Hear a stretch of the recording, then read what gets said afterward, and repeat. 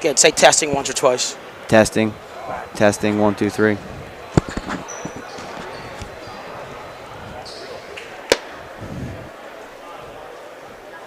many steps here for an old guy. What's up, brother? Good to see you, kid.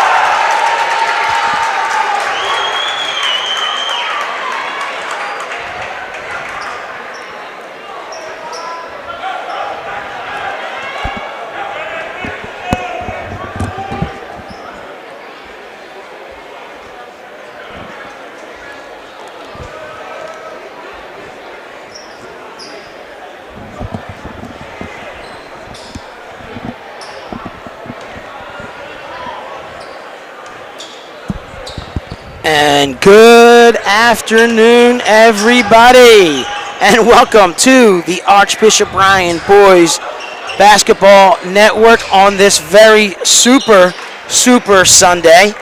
We're your Archbishop Ryan Raiders. In the finale of the Catholic League season, will face Roman Catholic here this afternoon in the South Gym on Academy Road, and I am so pleased. This is Ted Westervelt to bring you today's play-by-play, along with two of the legends who have been with us all year. Today, we got them together, so say your prayers for me. But we just want to make sure we introduce the great Coach Mart Heimerdinger. Hey, Coach. Hello, Ted. How are you today? And, of course, Joe Sinai. Joe, how are you, buddy? Wonderful.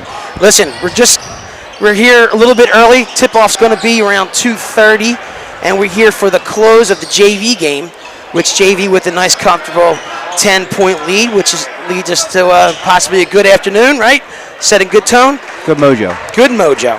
But want to make sure that we just talk about where we are real quick, guys. We're in a 4-5 situation with Ryan and St. Joe Prep, so today's game still very important with St. Joe Prep losing home at Egan after the first quarter. We'll get some updates.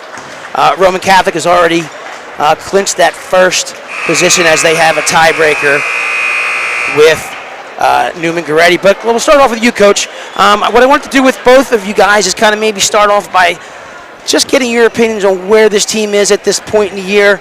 It's been a long year. It's been a lot of roller coaster stuff. But, Coach, let's start with you about some of your basic observations and kind of where we are. Okay. Again, I have not seen as many teams as you and Joe probably have, but just at looking at Ryan, they're playing okay, but there's still some things here that I think they need to improve on if they're going to move on further into the playoffs. And a lot of that has to do with game management in terms of closing out quarters and taking care of the basketball and making good decisions. So hopefully those kinds of things can be addressed prior to the playoffs coming up. Joey, we've been together for the last 3 games in a row. Good run. It's been a good run. Just give us a little just some basic stuff on where you think the team is right now. Yeah, I couldn't agree with Coach Moore. Talked to Joey Z this morning, and very same sentiments. They did add some different things. If you noticed the last couple of games, closing quarters, closing halves, slowed the game down a little bit. It's the old school 4 corners, but they do it a different way today to avoid those turnovers. He thinks they're still on a trajectory to get better, and I don't disagree. They definitely can clean things up. And, Coach, I know the turnovers, they drive you nuts.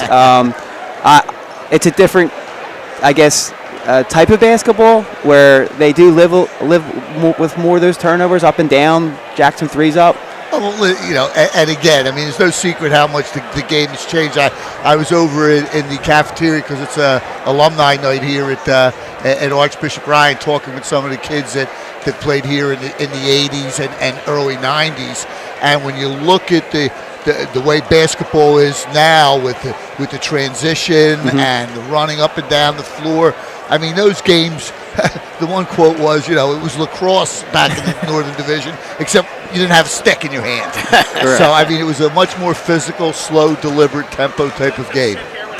Yeah, I also think there's an emphasis, Ted, we talk about all the time, about time and score. We heard in our interview with some of the players over the course of the season how to finish games. They definitely improved on that.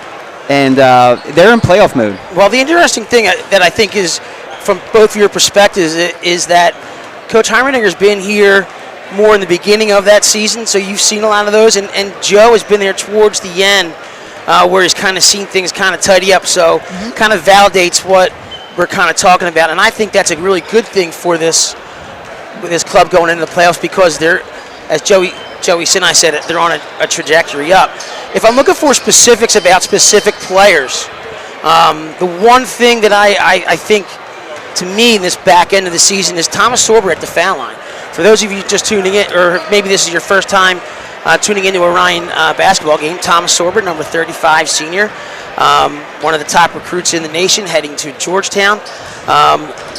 As the season has progressed, it's gotten better and better from the foul line. He's a 6'9", 6'10" center, big guy who gets doubles and triple teams. So being able to convert 3 free throws and making it difficult, that makes it that much more difficult to guard him. What about you guys? If you guys have noticed any one player, Joe, I'll let you start this one off. Is there any one player, or I'll go to Coach Mark first? Okay, yeah, absolutely then. Yeah, and again, seeing the games earlier on in the year than Joe saw, first of all, just to comment on Sorber, one of the comments we had made in the beginning of the year was getting his free throw shooting percentage up from 64%, and that is definitely improved. Yeah, it is at 73%. I just looked it up today. That's excellent, because I think I talked about 70% being a goal, so he's exceeded that. The one player that and Joe's probably seen him over the last 3 games, but the one player that I think has really upped their game since my first time seeing them play on December 2nd against Penn Charter has been Jalen Murray. Great. Like I said, Joe's seen him the last 3 games. I saw him in early December, and then a couple games before Joe came back on board, and you could see the improvement then. And I guess I'll ask Joe what his feedback is, or his point about Murray is over the last couple games. Yeah, I think you're going to notice right away, Coach, he plays slower. It's more confident, which is always great to see. And he doesn't kind of force or overdo things. He's picking his spots. I don't think I would disagree. The only other player I think that we should mention, we have our stalwarts in Williams and Sorber, of course. But I think Ryan Everett has been lights out the last 2 games, and it's not just on the offensive end; it's both sides. Hustle plays. He's a different player than what you've seen. I would guarantee it. I think it'll continue today, and you will be impressed. Well, real quick, I actually had a chance to chat with Ryan Everett while the JV game was going on, and I said, "Hey man, you're looking really good." He says, "Coach, I feel good." I said, "Do you happen to go back and watch?" I said, "You just look more confident." He says, "I agree." He says, "I do," and I agree. And that is going to be such an important factor. We met yesterday. What did you say? What was the number that you gave about Everett that if he can do it, Ryan's going to be real tough out? Absolutely. I mean, he's got to be the guy because they're going to start to see some more zone the further on they go in the season. Or they're going to see teams that are really sloughing off on Sorber, and there's going to be the availability to be for someone to step in and hit those shots. So I think yesterday when we visited a little bit, we talked about him at last game being like 3 for 7. If he can go for 3 for 7 and that's 9 points on 7 shots, that's going to significantly improve Ryan's ability to win games. And that's exactly what he did. He was a 3 for 7 in a real tough game. Joe and I were at the game at Bonner on Thursday, and it was a battle. I thought it was a really, really good basketball game. Even though Bonner's down at the end there at 4 and 8, they got some dangerous pieces. And I thought Ryan Everett's timely threes, along with what we just talked about, Thomas Sorber 9 for 9 from the line that night. Okay. So that's really going to be a plus because that was a game that they may drop if they're playing that the same way that they're playing in the beginning. Joey? No, I would agree. And Coach, that's what Bonner did. It was probably the most initially stagnant Ryan's been on offense in the first half. They were in like a box and one. They would not let Darren Williams breathe. He was literally in his shorts, the defender. And then wherever Sorber went in the box, it was kind of like a triangle too. They'd match up with him and let the other kids kind of shoot. And you'll see this like nervous energy with Everett. Like he's ready to pull it, which is, and I thought that was impressive. But you still have the other players, the complementary players that, Rocco's got to be a tough defender, make plays, such a strong kid. And then Russell, he's got to handle the ball, no turnovers, Coach, and make some plays on the offensive end. Well, the other things I want to say about that is, first of all, I salute Coach Zaglinski in sticking with Everett for as long as he has, because in a lot of situations, myself included, with the opportunities that he was getting on an early year without delivering, I might have pulled the trigger on him. I salute Coach on that. But again, and it's something that I've harped on all year, they got to solve their point guard situation. Yeah. You need consistent play from the guy who's going to run the show for you. And I know Russell had some early games that he played fairly well at it. Haven't seen the last couple, but you got to have that solid play, especially from the point guard spot. Well, you talk about that, the point guard situation. He's been working with sophomore Matt Johnson, starting him, and then I think he's been waiting to get the feel of the game a little bit. Bringing Brandon Russell, our 6'5" junior, transfer from Pennington off the bench, who's had some really nice games this year, but he's just trying to work a little bit of a rotation and get a feel for it. And then he brings in Everett. So that rotation's kind of there, but I understand it's not a solid, this guy's the point guard for. It feels like a platoon a little bit, Coach. Yeah. And Ted. And Coach, I would love to get your input during this game on Matt Johnson. I just feel like, he does his job. He's steady. He brings the ball up. He gets him set. But I want to, and I've been on him, right, Ted, the last 2 games. I just want to be more of a little bit of a threat on offense. Okay. Put pressure on the defense. Make them worry about you a little bit. Doesn't have to be shots, right? Just create offense, get in the lane, be disruptive. I can't wait to get your input on how he performs today. All right, well, we'll keep the ballot box open. You're good? I think so, yeah. Were you gonna say something there or no? No. Hey, we're live. No, well, for one time, I'm not. Listen, so again, thank you everybody for tuning in. Please make sure you share the link and let everybody know that we are on air right now. This is Ted Westervelt with the great coach Mark Heimerdinger and our alumni basketball expert Joe Sinai. And Joe, just talk a little bit about today. It's not just Roman versus Ryan here at the end of the season. What else is it today? Oh, it's they're celebrating RA alumni. They're going to have a lot of guys come back once a year. They dedicate a game and they honor a players, or team. And this today at halftime, they're going to acknowledge the 15-16 team and also the 16-17 little carry over there. They were the first teams to get to the States, and they had a nice run. And I'm going to go back a little bit and share a couple of games that may be memorable if you're a diehard Ryan Raider fan. The 15-16 team, they played LaSalle during the season and got smoked, 20-25 points. Right. And then they go there for a quarterfinal game in the playoffs. They're a dog. They're a 5 seed, packed gym, and they knocked them off. That's awesome. Signature win, memorable win. And then the 16-17, again, a lot of carryover. This is the team that went on that state run. Their most memorable game, of course, they beat Father Judge here, which I love. And then they had they won 3 state games. They went up to Bethlehem. They played Bethlehem in Freedom, PA. Right. You know where that's at, right, Ted? They won by 25. Then they played Central Dauphin. Good game, close game, won by 4 at the Garden Spot. And then the last game they won, they went up to Reading. And this is the part that might be memorable. They played Central PA team. They won by 15. But Matisse hit a shot at half court, from half court at the buzzer. Was it at the rack? Yeah. That place is zoo. Yeah. That's awesome. That's the memorable games that I remember. And talking to Billy, he gave me some inside scoop for those teams. And you're going to see them at halftime today. So they'll be introduced at halftime. Also at halftime, we're going to have Coach Heimerdinger and Joe. We're going to turn the mics over to them and let them have some fun reminiscing. I know that they have some good stories. Joey's got some good hoop knowledge to spread, and it's just a fun day. This gym, this gym's getting packed. We still got another 12 minutes before we tip off, and the gym is mobbed. And we thank everybody for tuning in. A lot of purple here today, Joey. Purple and gold. I don't like to see it, Ted, to be honest. Roman travels well. Oh, of course. And then, Chris McNesby's from, you know where he's from, right? No. Chalfont. So he's from my playground. Our Lady Calvary kid, went to Roman, had a good career there as a player, a lot of success, and now he's coaching the Cahillites. And then Joey Z, another kid from Chalfont. Say it again. Same playground as myself. Well represented today.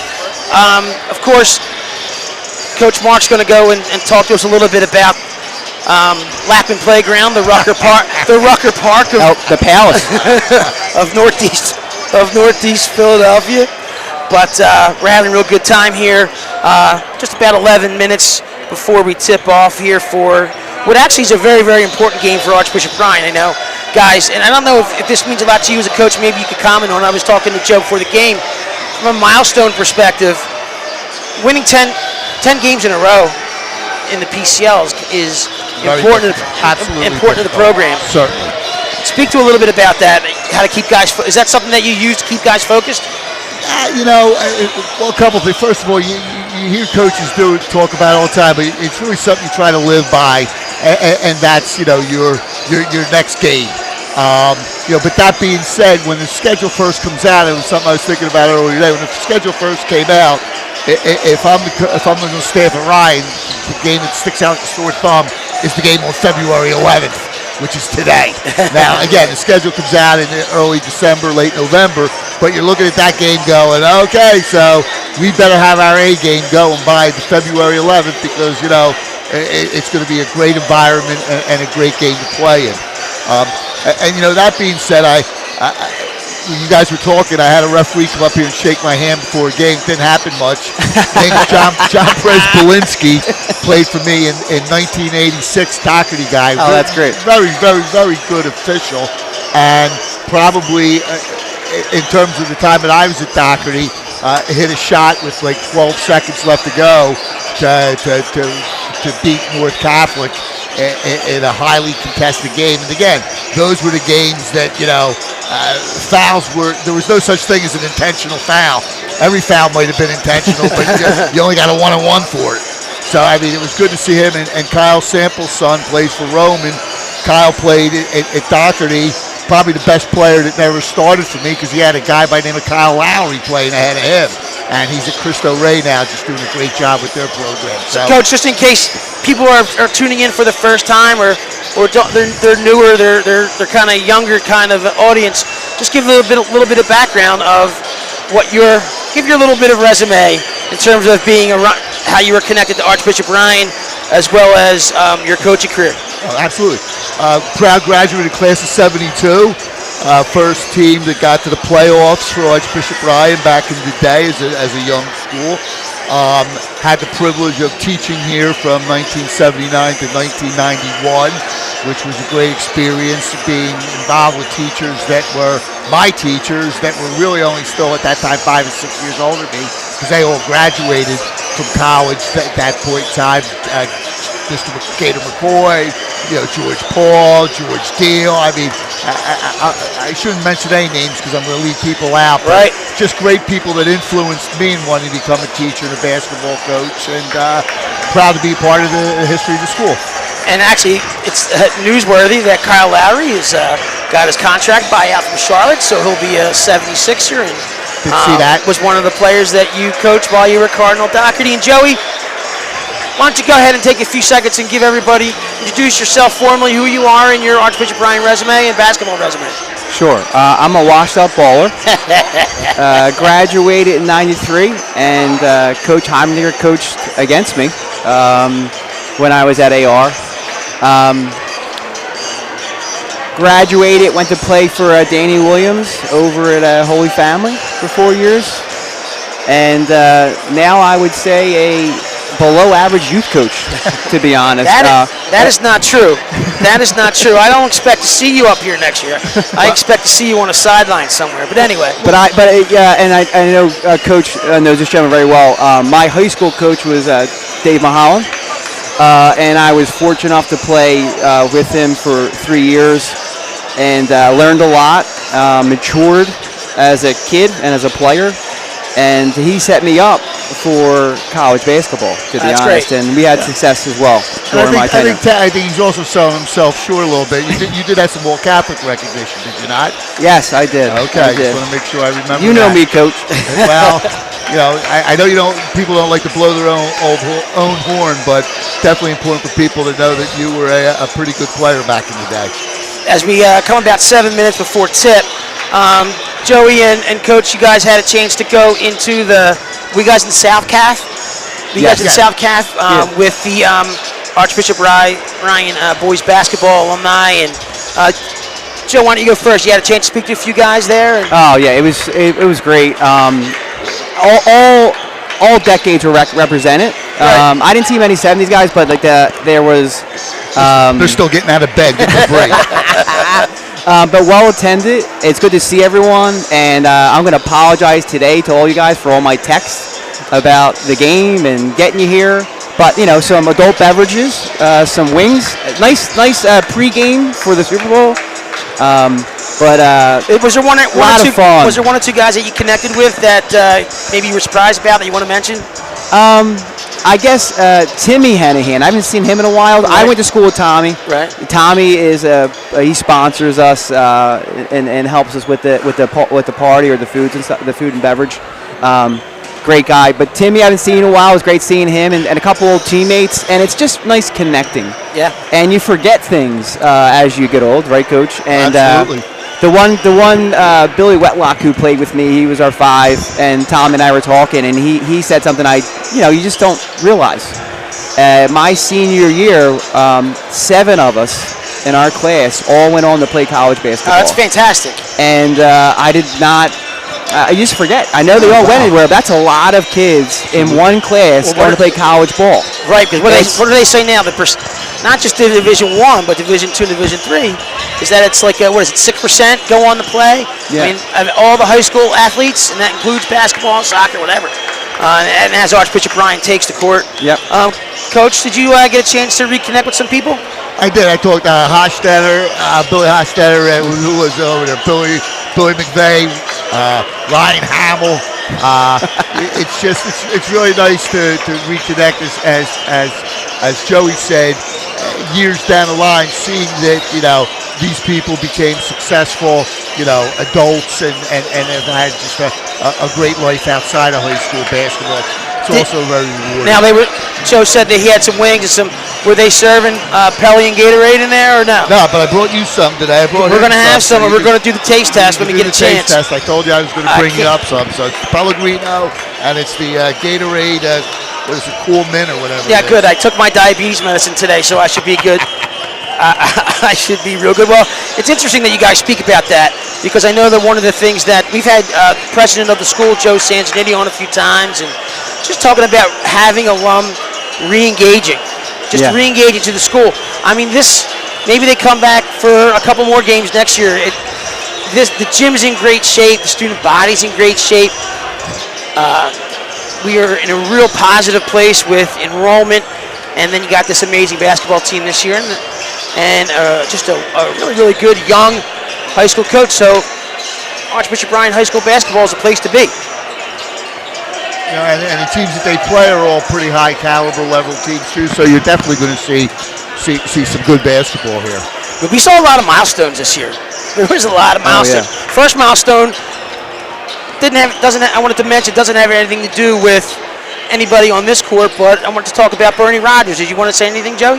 Yeah, most winningest coach at Haverford, right? He had his 128th win, I think a little over a week ago, and he's had one since.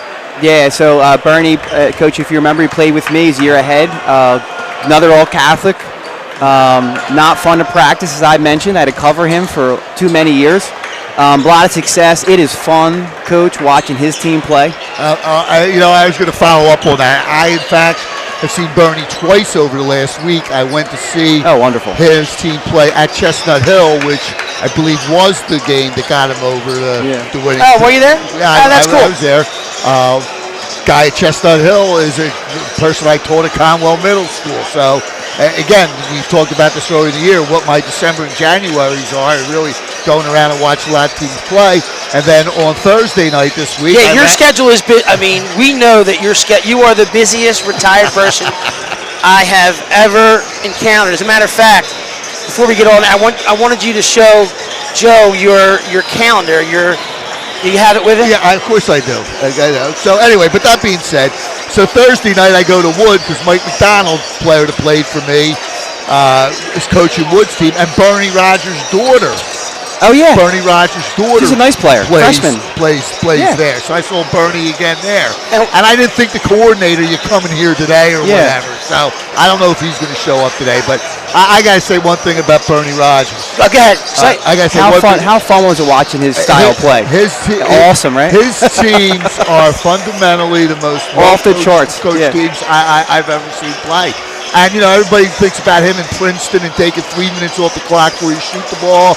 Well, he's got the 30-second clock now in the Interact League that he plays with. They go up and down, Coach. He'll go up and down. They're still backdoor you to death, and they're just a lot of fun to see play. So always good visiting with Coach Rogers. Did you mark the calendar? We have the camera on you, Coach. So I wanted everyone to show. So, Coach, I asked him his count. We were talking about dates. I, of course, pull out my cell phone and go to my calendar. And this is Coach's calendar. Your cell phone's used to make calls, texts, and used for GPS so I can figure out where I'm going. Other than that, there it is. Calendar. Right off the side of the fridge. Not even the front. Puts me in embarrassing. Somebody's printing paper. I don't know. Puts me in embarrassing situations tonight. Listen, thank you, Grace. And we got the great Grace B back with us again. Gracie, what's up? We're going to get ready to go and get to the prayer and the national anthem. And when we come back to Joey, we're going to kick it to Joey. He's going to talk to us about a little bit of the scout he's got on. He had a chance to meet with one of the Roman assistants before the game. Excellent. And he's going to give us a little lowdown there. And we're getting ready to go. I'm excited for this game. Please settle in. Send that text on your social media. Copy, paste. Let's get some more eyes on this game. And we thank you so much for being a part of this Super Sunday. I'm here with Joe Sinai and Coach Mark Heimerdinger and the great Gracie B. And we're going to stay hot, Mike, and live as we go to the prayer. Teddy, can I take a score in real quick? Yeah, why don't you? The committee has spoken. Wood's up 11 at half. Wood is up 11 at half. Yep. Who they got? They are playing Lansdale. Yeah, Lansdale. Well, with all due respect to Lansdale, Thank you. Wood should not be tested today. We're going to go hot, Mike, quiet.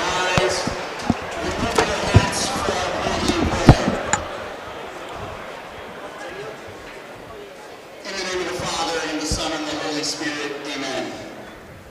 God our Father, help us to put forth our best effort to represent our school with class, to respect our opponents, and to grow as disciples of your Son, Jesus. Keep us safe from injury and harm through the intercession of Our Lady, the mother of your Son, and our mother too. We ask this through Christ our Lord. Amen. In the name of the Father, Son, and Holy Spirit. Amen. And at this time, we ask that you please remain standing for the playing of our national anthem.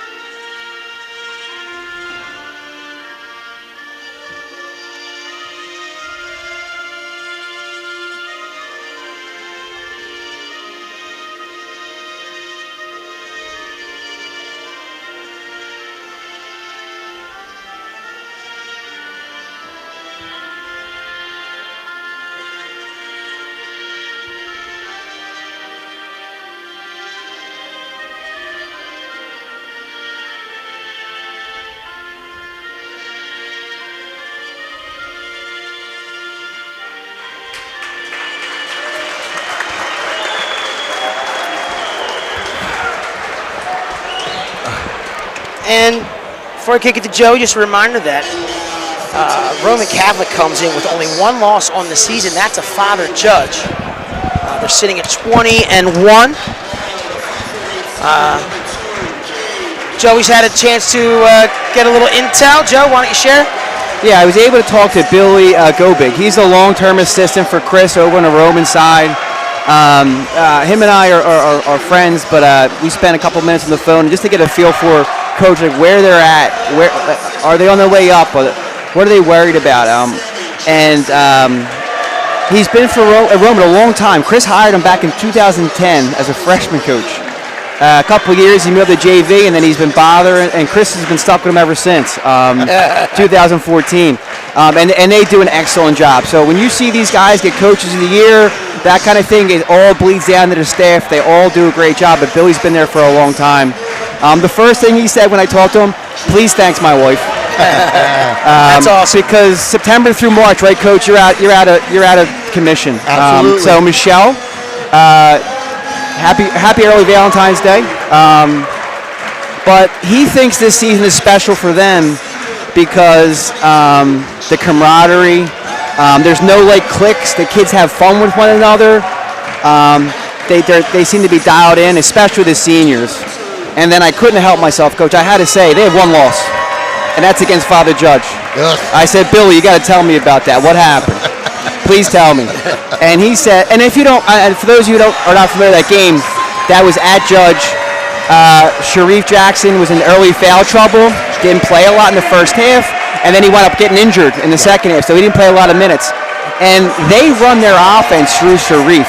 So that lack of preparedness was really not there, and it was also emotionally hit because Sharice's one of the best bigs in the state, right? And then I asked him, of course, when you talk about Ryan, what are you worried about?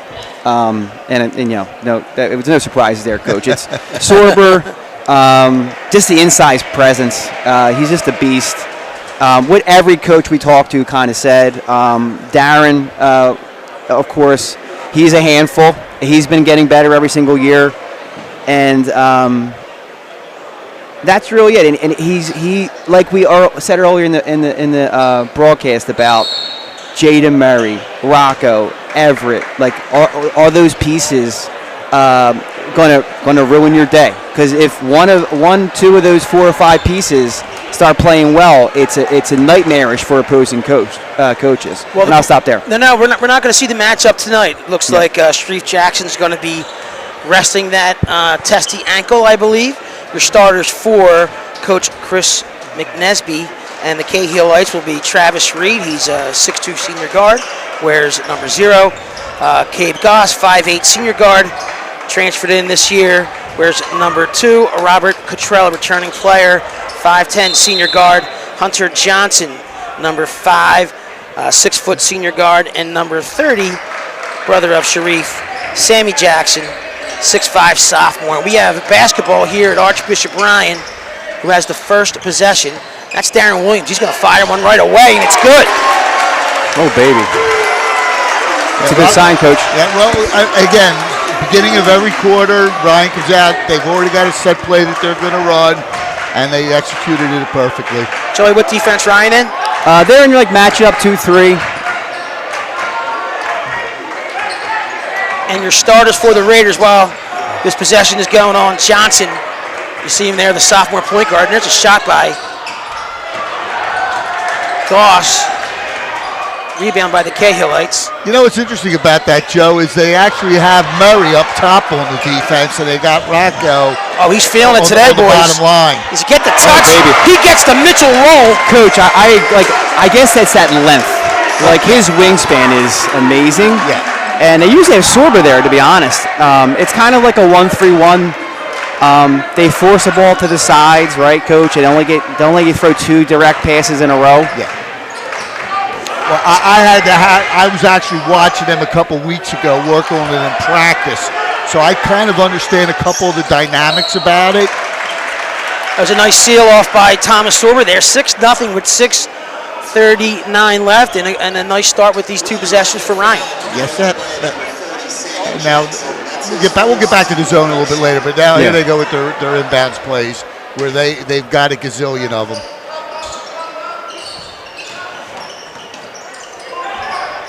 There goes Murray for 3. Ooh. No good. That looked good. It's a rebound by Reed to Goss. Coach, you're going to love this number 2 for Roman, Cabe. Okay. He is a jet.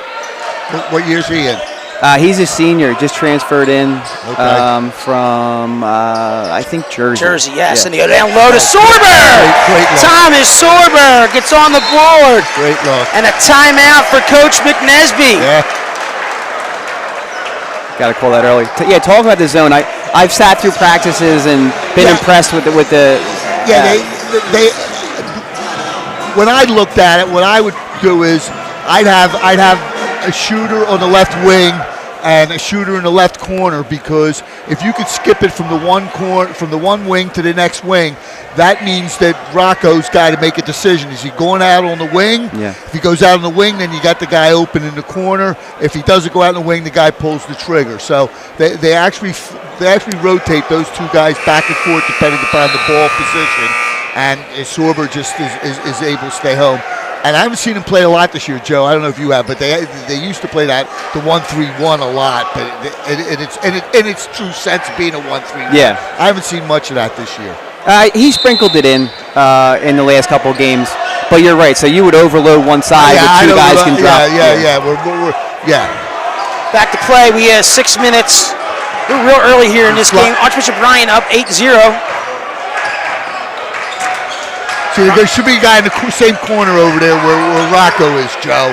Yep. Right? And he's now, running on baseline now, Coach. There you go. I don't think you need to move him. I just think We you got to keep him. might have got away with steps there, fellas. And You sure did. Floorboard by Williams. Matt Johnson back to Williams. Johnson's going to get them started into their offense. Good back cut. Oh. A little tight. You see, that's one of the examples, I think, guys, that Coach wanted about Johnson. He gets the ball into their set pretty quickly. Doing all right so far. Ryan pitching the shutout. 8-0, 5:22 remaining in this first quarter. Ball on the floor. It's number 30, Sammy Jackson. And Cade Goss. See, now they can get that overload on this side as well. There it is, Coach. Yep. You can't cover all three. Hey, listen. That's a good look by Goss. They can't get in the Great finish. pass. Nice position by Marabito as Ryan comes up the court. Skip to Murray. Nice look. Murray through contact, good. Jaden Murray. Johnson's looking pretty good right now at this point there, Joe. Yeah. I like the bounce he's got. It's number 5, Johnson. Goss is going to put it up. Body goes to the floor. Looks like we're going to get number 3, Rocco Marabito. That's 2 offensive rebounds. It's hard to rebound in that zone, Coach, right? Absolutely. It's one of the weaknesses. You don't have a body. You're boxing out an area, not a body. They're going to pull the trigger here. That's number 3, Robert Cottrell. Oh, Good defense. 10-0 here. No contest. They let him shoot. Thomas gets bodied off the ball. Yeah. And he's going to... I don't know. What do you think about that call, Joe? I think it's an easy call, unfortunately. You kind of got the kid got bowed out, but Yeah, Here's what I'll add. Here's the novice. into him and fell down. I was going to say, once the official He's so big. once the Silver's official so big. sees that Roman maintains possession of the ball, we might get away with it. might be an opportunity for a no Gotcha. call there. All right, fair enough. Then again, you're a soccer guy, so I understand. He's lying on the ground, grabbing his leg. Just Coach, you and I are going to work out well today. I could tell already. It only took 4 minutes. Yeah. There's Goss in the lane. No, he kicks back out for 3. In, out, in. And that's Cabe getting that lane, making that play happen. I'm telling you, Coach, watch too. You're going to love him. I got you. Man, look at that. Wow. Oh, they call the offensive. Woo! I think. What do you think, Coach? That's a tough one, right? I think so. It's tough not to make a call when you have that, but I don't know. I thought the defender was too far under the basket to start off with, so just leave it at that. Agreed. Bad angle, too. Yes. Cabe Goss, number 2. They bring the ball up for the Cahill Lights. That's who Joe Sinai tells us to watch that player. Number 15, C.J. Miller with a quick little runner, no good.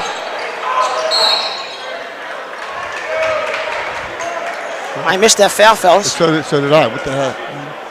That was on the catch, Sorber. C.J. Miller with his first foul for the. Yeah, they Roman got Catholic. CJ reaching around on the entry pass, Teddy. Okay. And now we have Everett on the floor. Ryan Everett, number 5, checking in. Ooh. He was there, right, Coach? Yeah, I thought so.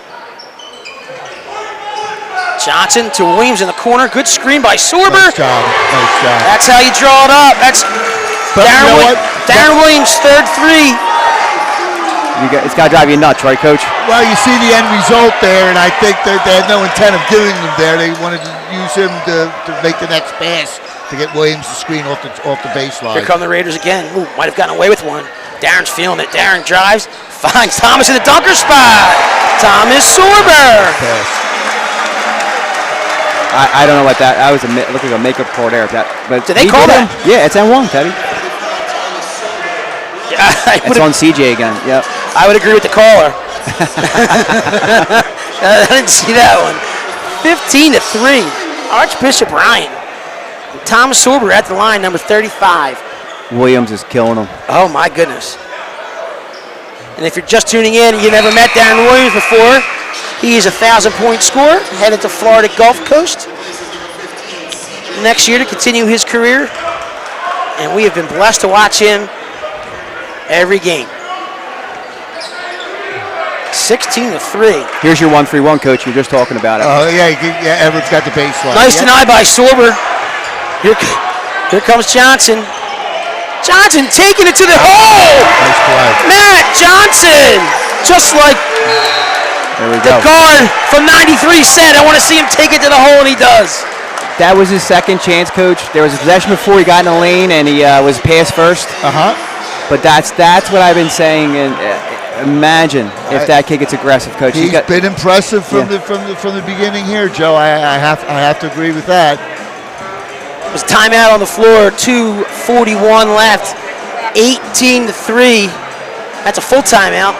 Your Raiders in the lead here on Alumni Day. Wanted to make sure I thanked a couple people. Can I do that real quick? Sure. There are so many people that make this day happen every home game. So I want to make sure we thank everybody. I want to thank Mike Frayne, Russ Slaughter, Phil Consava, who worked the front, handled security, helped with the setup. I want to thank the Arpino and Reed families, steady snack stand crew. They're here 2.5 to 3 hours before the game helping to set up. We want to definitely thank Grace B., our wonderful camera person, and of course, the executive producers of our little telecast here. The true all-star. President Joe Sanjaniti and Principal Joe McFadden, along with our AD and coach, Joe Zaglinski. But more importantly is the talent. Anthony Magallanes, who filled in for us, who's actually doing game day PA, and of course the gentleman next to me, Mr. Joe Sinai, class 93, and the great Mr. Mark Heimerdinger. This has been one heck of a year. It's not over yet, but gentlemen, thank you. We're back. Been our pleasure, I'm sure, Ted. No one paying me a thing. That's okay. Here we go. And there's. All right, so I was interested to see coming out of that timeout where the pressure would come from. Let's see how Ryan's balancing the floor so far. Travis Reed with the go. 3. Here comes Everett. Oh, he lost his footing.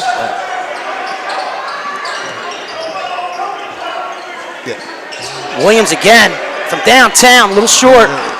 All those shots look like they're right there, Joe. I mean, Romans had some good looks. They just haven't knocked him down. Good close out there by Everett. After that timeout, Coach Desi came out with some press, three-quarter court. Yep. I would expect that to continue.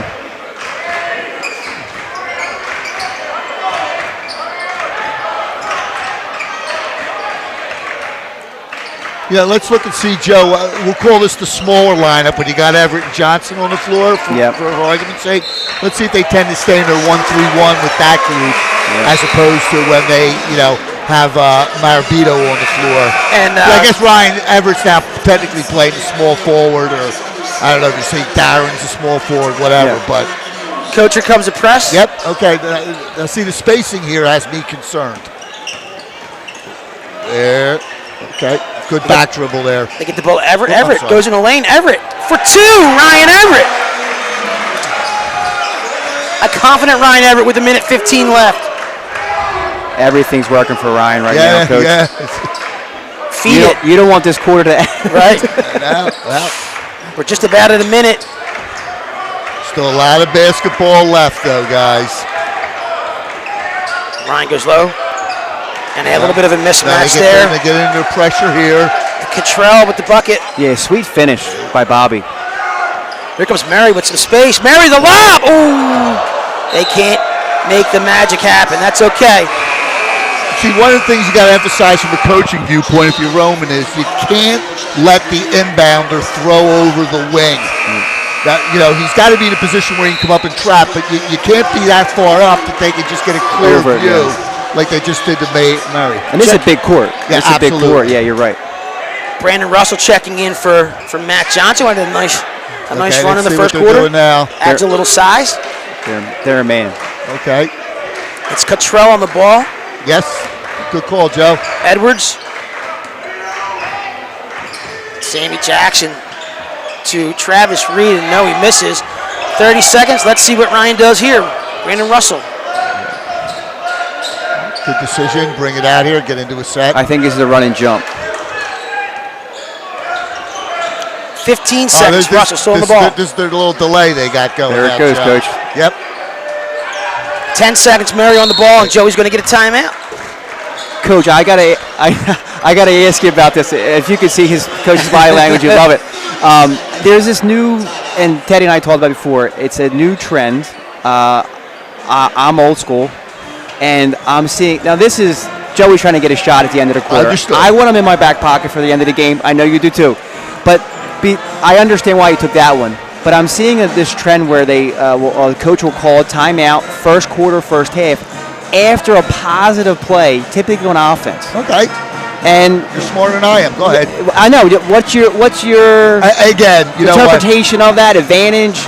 Again, with drives me nuts. Am I wrong? I'm on your side. With the way Ryan runs their offense, you've got enough quick hitters in there. Yeah. You should be able to pull it out. Call your play, blue, red, 39, whatever you want to call it, and then run it there and keep the timeout in your pocket. That's me. That doesn't make it right. 8.9 seconds, 20-8. Coach, I need you to get we'll do a Pellegrino taste test before beginning between the quarters here. Joe, next time you have a chance to talk about the timeouts for our listeners at home, just go into a little bit of detail why that's so important. They throw the ball away. 3.4 seconds of how many timeouts they get. Yeah, we'll do. And you know what, Joe? It's going to sound simple too, but when you take the time out, sometimes getting the ball in bounds becomes difficult. And if you don't get it into the guy that you wanted to initiate the offense, then you can't run the play. 3.4 seconds left, Ryan or Roman. Yeah. To Cottrell, he's going to get a shot off. Oh baby! Oh wow! Circus shot. Wow. Robert Cottrell over the outstretched 6'9" arms of Thomas Sorber. And that's a big hoop. It gets them in. What was the lead? What was the highest lead they had? 20-6. All right, okay. Now it's 9. What an incredible shot. Yeah. But Coach, you're right on the timeouts. I think we're on the same page.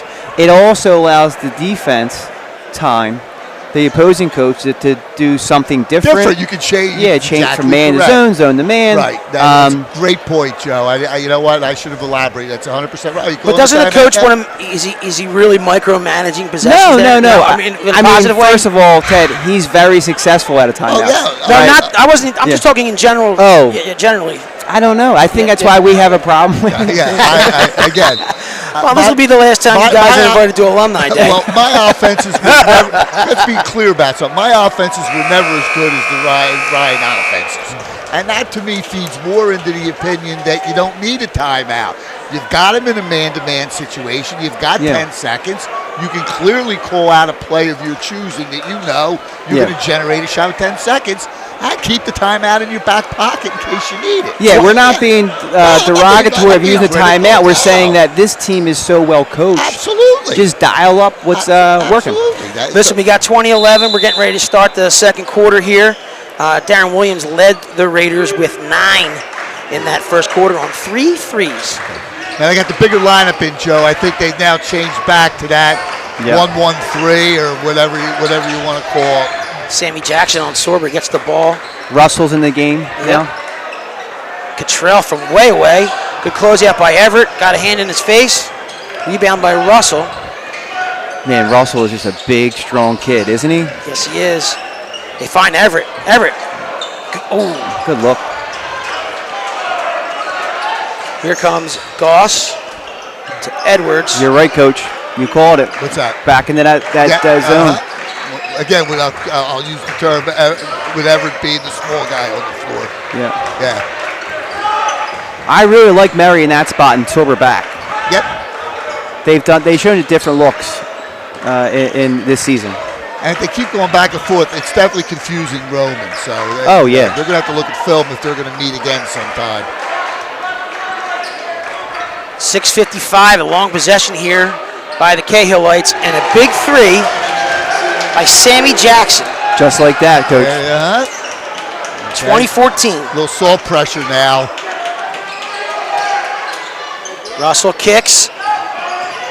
Absolutely. Yeah, good ball. Easy call. Beat him to the spot. I really like how Russell knew where to put the ball before he caught it and put it there. I just think Murray just took a bad drive to the basket.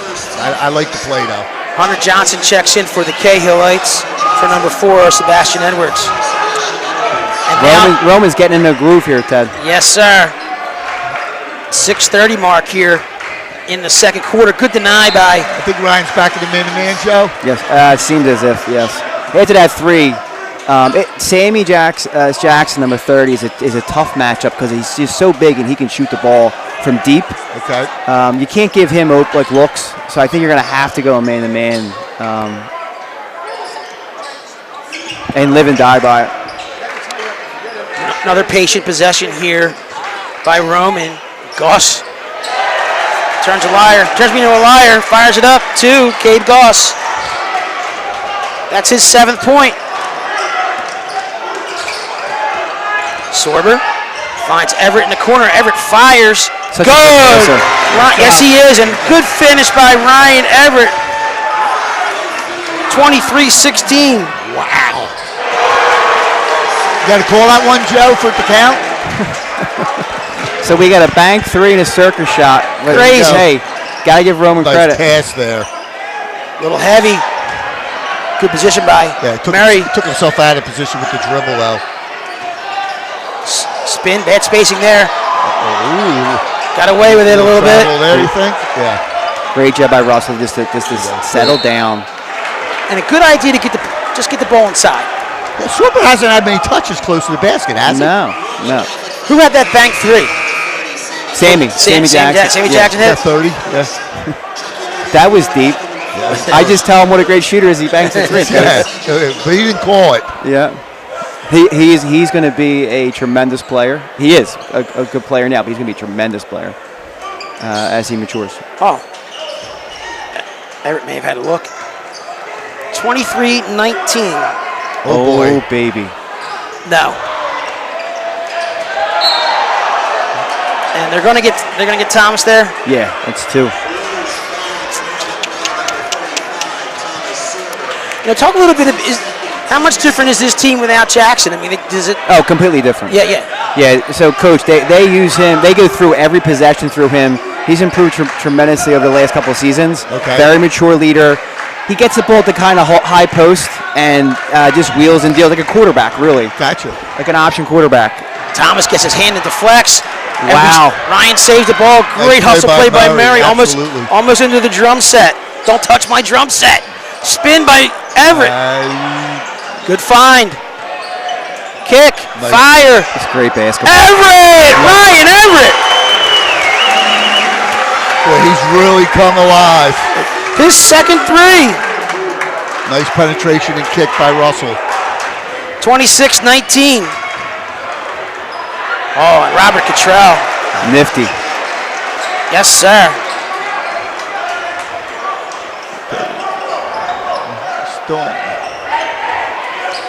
Here comes Russell. Finds Everett. Wow. Ryan Everett. And the timeout on the floor. Ted, we're not going to talk about it. You can talk about it because Ryan Everett's he's in double figures. Great response by Ryan, right? Good basketball. Look at the ball movement. It's beautiful. Absolutely. And I'm going to take a minute now while we have this delay to say something about the special athletes program known as AHA. Athletes helping athletes, yes. Ryan does a great job, but you have a special connection, Coach. Yes, I do. One of my former assistants, Rick Leonetti, actually founded the organization, which incorporates special kids getting involved with the athletes that are playing in high schools, and it's just been such a rewarding thing for him, and just a great idea that he is the founder of it and has initiated it after Coach leaving my staff in 2001, and it's just very gratifying to see the interaction between these kids and the kids that are in the high schools that are associated with them. So shout out to my man Rick Leonetti. Thank you, Rick. And also Matt Beckman is today's honorary captain. Okay. Yeah. I know Matt because he's done it with our soccer program, and he's a great kid, and also one of the proponents of the AHA here at Archbishop Ryan is Mrs. Sullivan.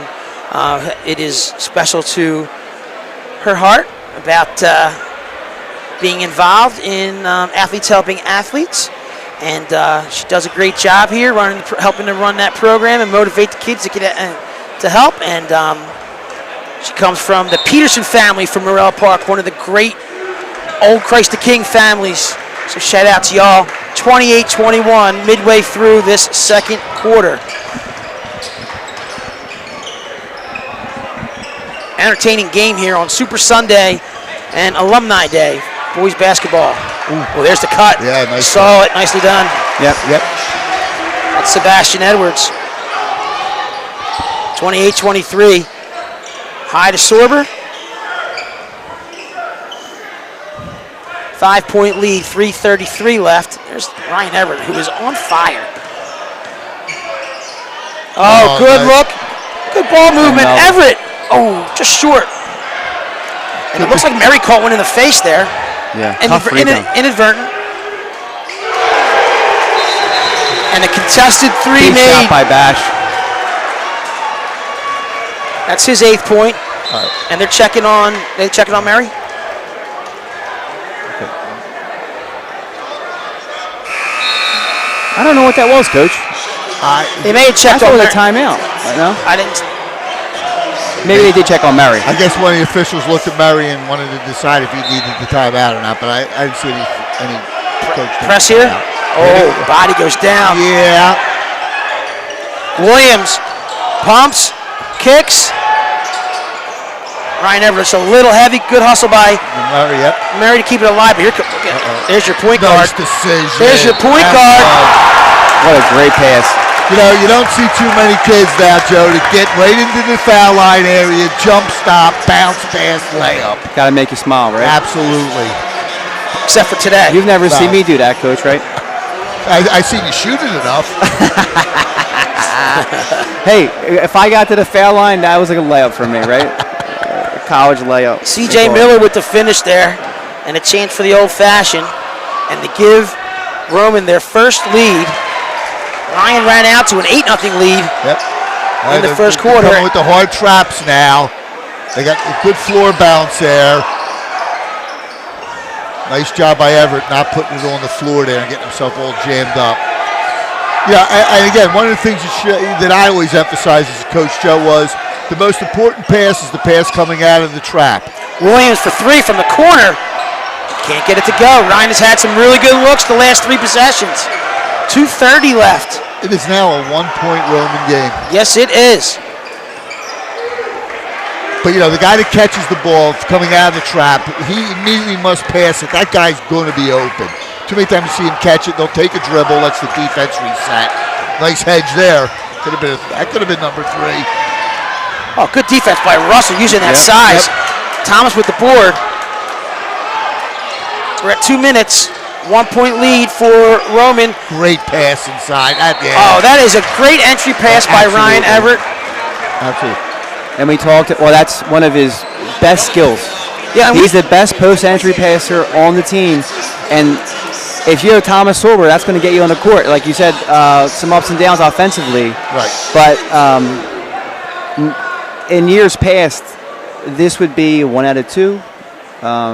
So, again, not to jinx him, but gotcha. He's been shooting at a high percentage. Yep. Well, you know, the reason you can make that entry pass too, Joe, is because people got to come out and guard him. You can't put the ball on the block if the guy that's supposed to cover you is 7 feet off you. Yep. And a nice run there by both Russell and Ryan Everett. Everett's definitely gassed. Yep. Yep. On the floor. I like back Matt Johnson and Rocco. Oh, sorry, interrupt. No, you're good. I like what Roman's doing. They're just ball pressure. Since they put that press after McDessie called that timeout, different ball game, and they got to just keep plugging away, right, Coach? Yep. They're back in that 1-1-3 again. See if that. There goes Goss. In and out from Rita's Water Ice. Doesn't go. Here comes Johnson with a little push out of control, and the ball's going to go back to the Cahillites with 1:43 left. Now there I thought it was a little of an experience. He was going 100 miles an hour. He had 3 people around him. Back dribble it out a little bit to see what you got in front of you. I think Mahan would have put me on the bench for a couple of minutes to think about that, Coach, if that was he me. might have shot you. Cottrell from a long way. Robert Cottrell. Gonna have to go get him. He's having a great game today. Yep. He's got 12. Yep.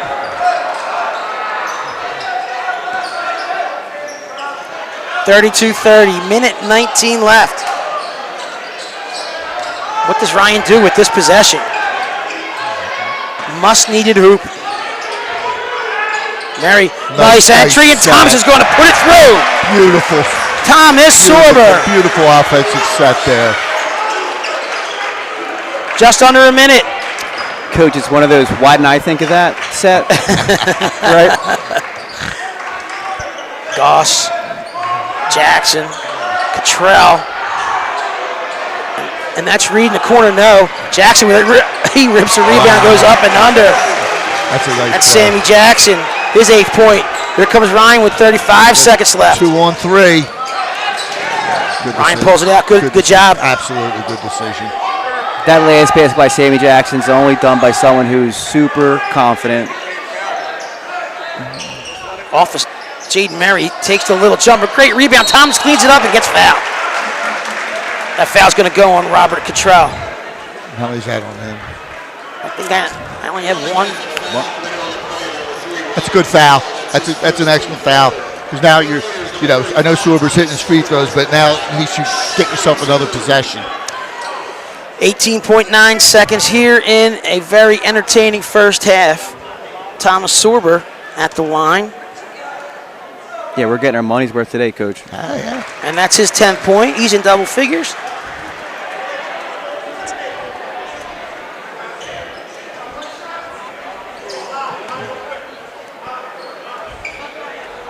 Thomas looking to tie the game. Roman will have the possession. Look to get one shot. He's looking good. Looking good. See what Coach McNesby dials up here.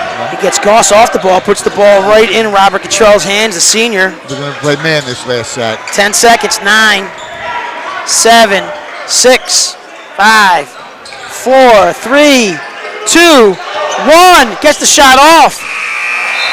No good.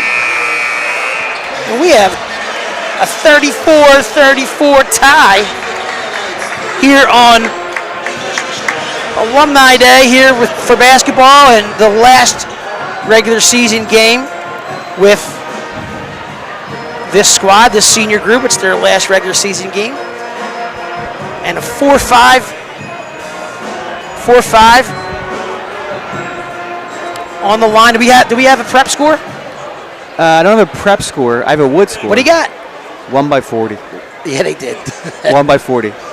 The Lansdale struggled this What year. do we need prep? Maybe we see if we can get I'm prep. going to ask the committee, all my fellas out there, supporters, can you text me a prep score so I can get it out there? And again, we thank you for listening. This is Ted Westervelt with Joe Sinai and Coach Mark Heimerdinger, who had to take a quick break to his office, and he'll be right back at halftime. I think he's doing line dances out in the hallway. He might be. Yeah. He might be. Joe, real quick. Yes, sir. Just general thoughts of this first half, and I guess the context I want you to put it in is what happens when they play Sharif Jackson in the semifinal with this lineup. Does it translate? Completely different feel. Yeah. Completely different feel. Roman's playing well. Ryan's playing well. Both sides missed a bunch of open looks, right, Ted? Yes. This could easily be a game at halftime in the 50s if a couple more threes go down on either side. I like the mid-game change by McNesby, doing that press after they were down a bunch, and that really slowed them down and gave Ryan a little bit of fits. And then Joey Z keeps switching from zone to man, flip-flopping and changing up on him. I think that's going to be worthwhile. Mags is doing the introductions today of the two teams that we're honoring. They're Joey's first two teams, right? Yes, sir. Now, did they both go to the Palestra? I do not remember.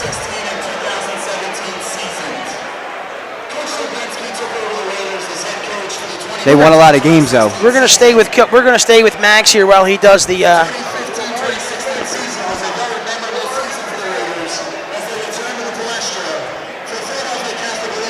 how do you think we're doing today?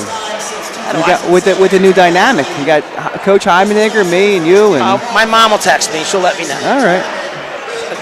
That's where you get the honest feedback right there. I'm going to just say Coach Heimenegger is great to work with. Our first game today. He's a very physical commentator. Yes, he is. I've been hit with a calendar. I've been poked a few times. He's into it. He is special. Oh, he's great. I would have loved to seen him on a sideline. How that act went. Oh, he was a character. He was a character. Somebody told me that one time him laying on the floor in the middle of during the game, not unhappy, laying on the floor.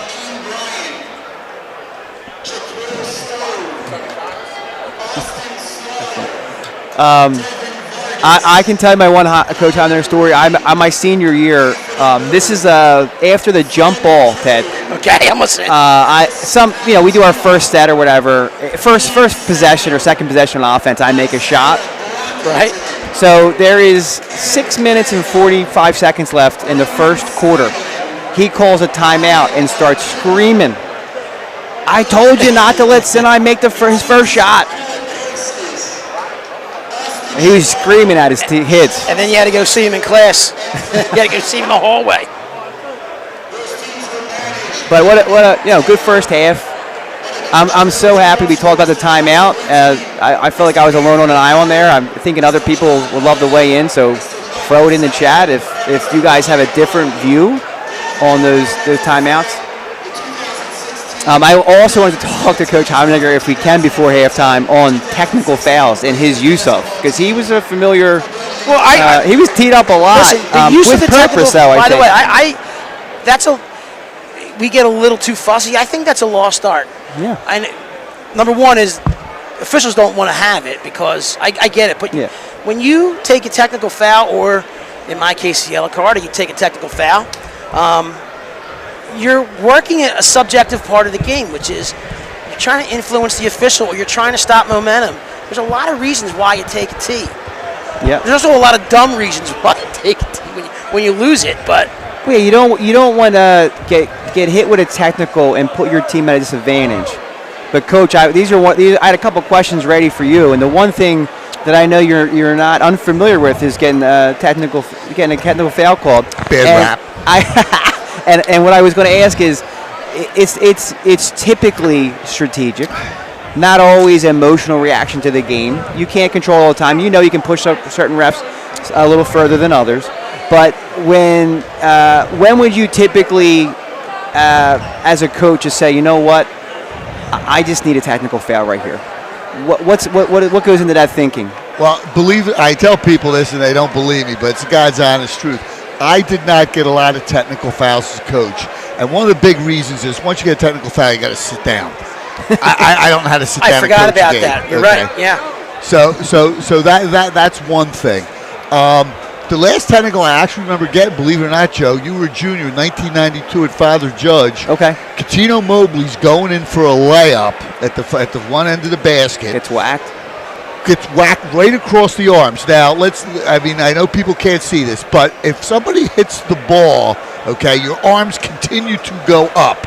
If you get cracked from elbow to elbow, the ball goes up 8 feet, and then this kid from Judge comes and swats it. And I turned around to the referee, who was a pretty good referee, and I won't say his name now, but I called his name out, and I took my hand, pretended I had a whistle in my mouth, opened my mouth, and went like this. Okay, I made my point. Yeah. But yeah, I'm not a big believer now, really not, and not only from that point of view, but to me, it's just I think a lot is made with coaches getting technicals, and the longer I coached, the more I felt with the referees, at least in the Catholic League, that you had a relationship with. You got more with honey than you did with vinegar. Did you have the same rotation towards the end? Did you have the same rotation of referees, so you'd see a guy Absolutely. 4 or 5 times? Well, not necessarily 4 or 5 times, but when you're there 29 years, you're going to see a guy 2-3 times a year. Right. So you might have seen that guy 30 or 35 times. So I just found out just by talking and trying to get their take on some things. And listen, the one reason you know that you argue a call is you're not going to get that call back. You just maybe want some leniency on the next one so it goes your way. Gotcha. Yeah. Well, Before you go in, I got a text from the great Joe Mason, the legendary Joe Mason, the ring Lardner of Northeast Philadelphia. My man. Telling me that the Prep won by 10. Okay. So obviously today's game, at this point, Is a lock, right? Our situation, we're kind of locked in. Yeah. So real quick, we got 2 minutes. Let's talk about going down to Prep. Right? Yeah. Like that's. Well, I got another update. What do you got? Father Judge is down 2 at the end of the first quarter. Father To LaSalle. Judge At LaSalle. could be in a play-in game after. Yeah. Father Judge doing a Philadelphia Eagles imitation, possibly. It's early. It's early. Boy, that would be a shame now, wouldn't it, Joe? We love our cousins down No, but back to your question, Ted, and I'll go first, Coach, and you can follow up. I mean, you played at the Prep. I coached, and I played at the Prep, and I'm not a big fan of that gym. The acoustics, it's like you're playing in a church, a quiet church. The walls are 25 feet behind the baseline. We were calling it an airport hangar. Beautiful school, but just not the best player-friendly kind of atmosphere from my point of view. What's your thoughts going up there and playing the game? You know, first of all, I'm not playing the game, right? So, but yeah, I've had my players as well as players that play at other schools say they don't feel it's really a player-friendly gym. Yeah. So but it is what it is. What it is. Yeah, they're a good team. The last 2 years, Coach, we went down to Fairmount and lost twice. Good games. This season, I think we were up 16 at one point, Ted, when we played at Prep today. That was one of those games where everybody's looking back and go, "Oh, we let that get away." Yeah, and I think that it's kind of like poetic justice that we have to go there and have that revenge game and prove that we can knock them off and move on. It will be curious in the style of play. Who's able to dictate the tempo? That was the first time Ryan saw. I think saw a real true 4-guard offense. I mean, they're a 4-guard offense. They got great guards. All 4 were good. Yeah. It was the collapse on Thomas and make it miserable for him.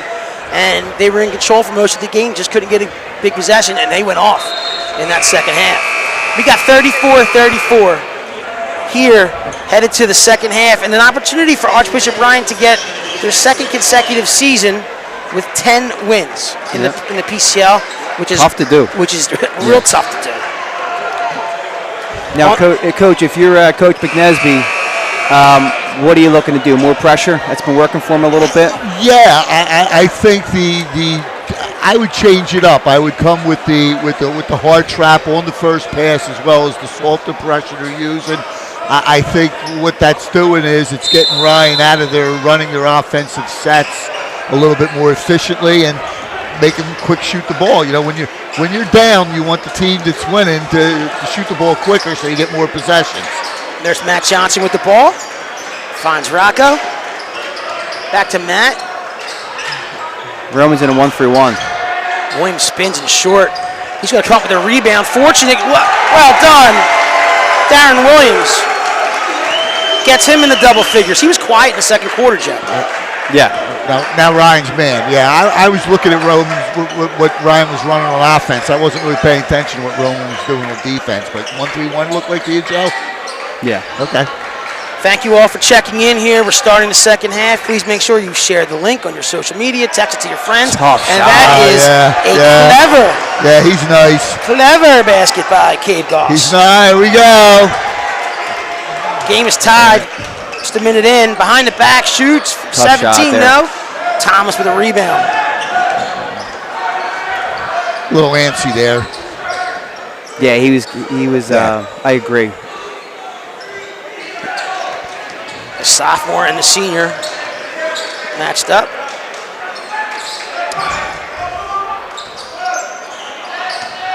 Matt kicks to Rocco. Rocco turns down the open three. He'll take the elbow. Good. Elbow jumper. Rocco Marabito, his first points of the day.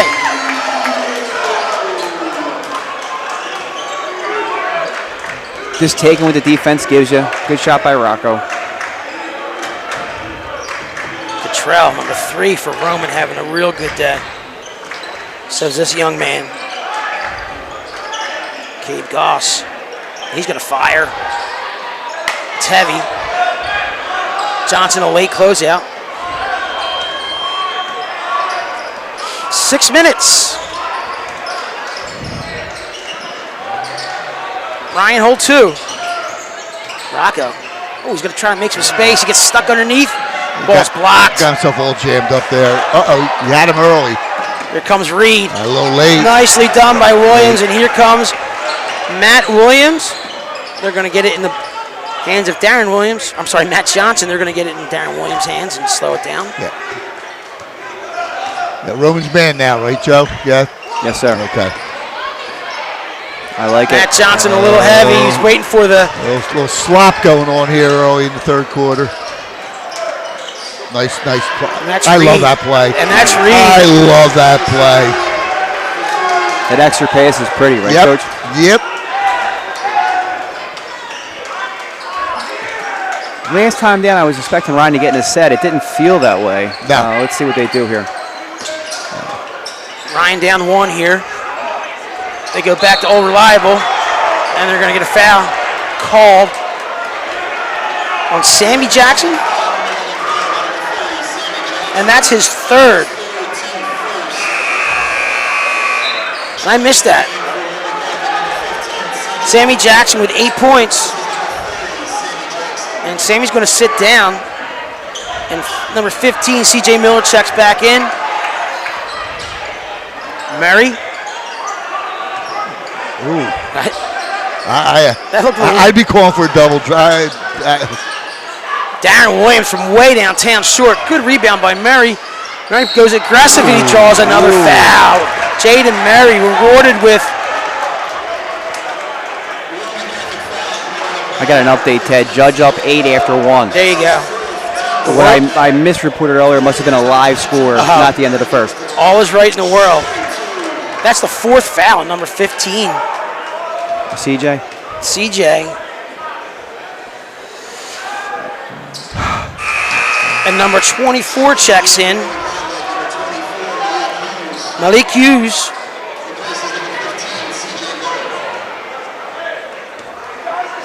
They're expecting big things from this kid down the road. Yeah.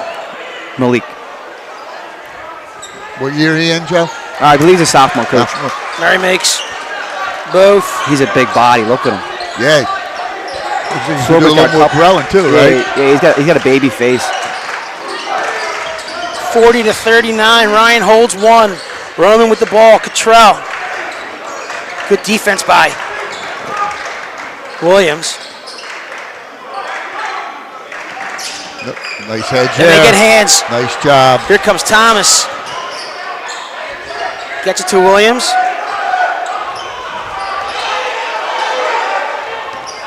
They got a match up down low, and they find it. He kicks it back to Rocco for 3.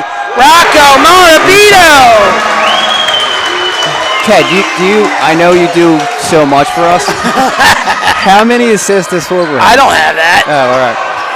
You're out of your mind. Here comes Morabito. Oh, he's got a bunch. He's got a bunch. He's got a bunch. I got to listen. I've been trying to pay the great Bill Zeitz, who, by the way, I didn't thank Billy Zeitz, the official statistician for this team. You should send him a text. And let me go on. I didn't say this earlier, and I know Joe agrees with me. It's a pleasure to work with this guy, Ted, over here. I mean, his preparation, and he's keeping stats and doing this. And I come to the game, and I just tell you what I see. You're the talent. That's all you're supposed to do. I'm logistics. Hey, Coach, I'm asking for more stats. What am I, ESPN? Come on. Teddy does all the hard work. Listen, I think, thank you very much, John. This is just too much fun. It's a labor of love. It's a pleasure, brother. Rocco. And our exit interviews. Yeah, right. We got to talk about this. Hey, we got a 5-point lead for the Raiders here. Just past the midway point. A couple nice answers. Rocco Marabito having a real nice quarter here. It's those pieces, Coach, right? Those extra pieces. He's doing whatever it did early in the first. Great hands. Wow. Oh, Here comes. Got him. Yeah. I thought he had him early. Williams a little out of control, but it looks like they're going to maintain possession. Great hands by Sorber. I think he's the one deflected it. Yes. Okay. I didn't know it was him or Williams.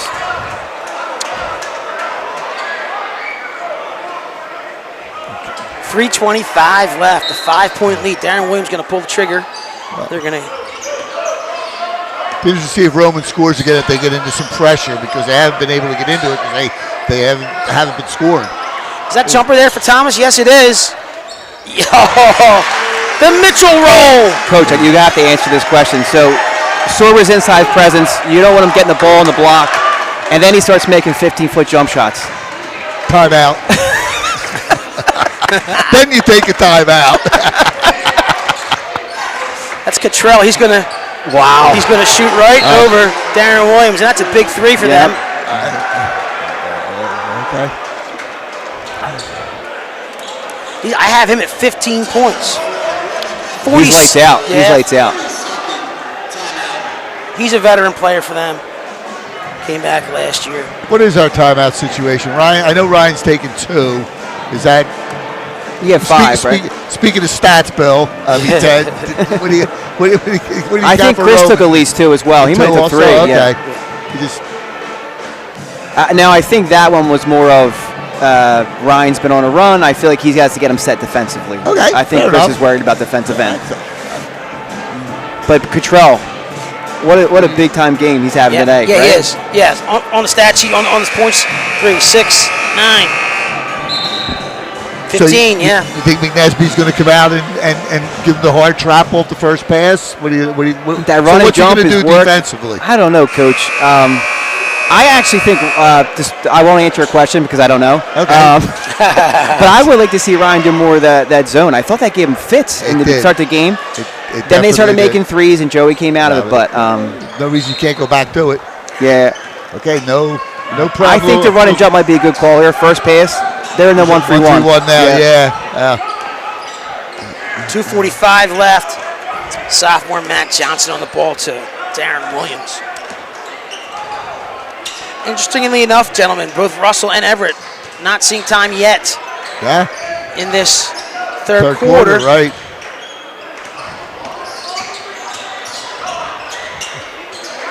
Rocco took a peek, didn't like what he saw, kicks it back out, started over. Nice patient possession here for the Raiders. Holding a 4-point lead. Rocco's going to take it short. Here comes 3 on. Yeah, here comes Good decision Roman. with the stop up. Can't knock it down though. Can't knock down the 15-footer. Nice rebound. Is right. Yeah, not the NBA. We got away with one, maybe. Oh, you got Rocco for a possible carrier? Yeah, I thought it looked a little carry. Did a little hezzy. 4-point lead again for the Raiders, and you have Rocco Marabito. Back into the man here, Coach. Yeah, looks like it. Now you got to run one of those sets, Coach.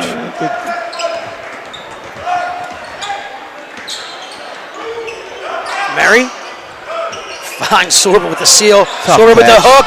Oh, just off a rebound by Hunter Johnson. Good defense by Roman there in the post. Absolutely. 1:20 left. It's a 4-point game. Roman with the ball. It's Robert Cottrell. He's got 15 points on the night. If Roman comes back in their man next time, it'd be interesting to see if they run the double stack set with the idea of getting Sorber low on the block. I really like that little delay offense they have. Malik Hughes, no, from 3, had an open look, and Murray with a big rebound. All right, let's see what they go. Roman will not go away, though. They just keep hanging in. We talked about pregame about closing out quarters. Let's see what happens. Just a minute left here. Just under a minute. Looks like Everett's going to check back in. They go low to Sorber. Kick it to Rocco. Rocco turns out the open 3, but takes the fall away. Turns a 12-footer and a 14-footer, no. Here's Cottrell with the ball. That's a sub waiting to happen. Joey was not happy there. Everett was already checking in before that shot. I know, right?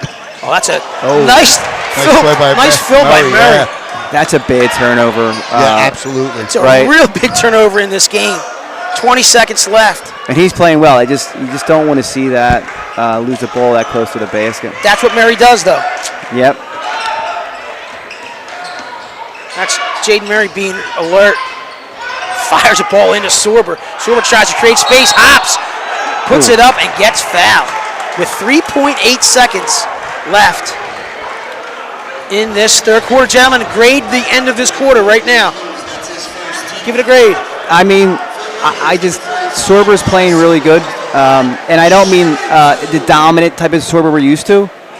They won't let him get looks. So he's being a playmaker. He's being unselfish. How many open threes has he facilitated? A lot, guys. I mean, Ryan won this quarter for sure. Simply put. Thomas makes another free throw. Still surprised Roman didn't do a little bit more because they made their moves when they were doing the hard trap and the soft pressure a little bit, and they kind of just were like 1-3-1 and man-to-man this quarter. So be interested to see what adjustments he makes in the fourth quarter. And that's the first miss of the night from the line. Oh, baby. Watch our gym, watch our lights. We'll send you the bill. 47-42. Archbishop Ryan. Outscored him 5 at half that quarter, Outscored right? him 5 at half, and I think we'll see some adjustments here. Looks like Ryan Everett definitely checking back in. Yep.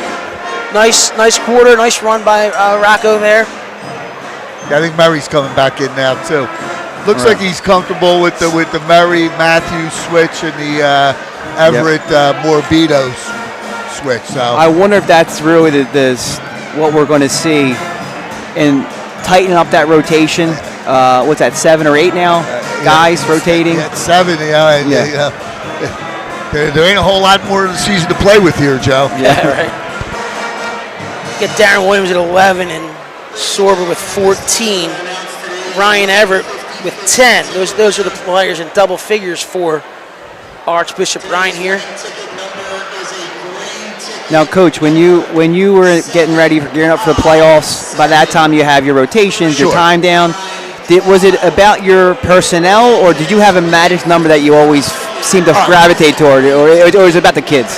Listen, it was always the personnel. I mean, as a coach, I had obviously for a lot of years, but I didn't always have the same type of talent coming in. Sometimes we were a little more athletic, you play one way. Sometimes you're a little slower, you play another way. Certain schools like Father Judge always had the same players year after year. So right? So Foxy was able to play the same way every year. But I certainly couldn't play fast when I wasn't. I certainly couldn't play big when I wasn't. So you needed to be a little bit more flexible.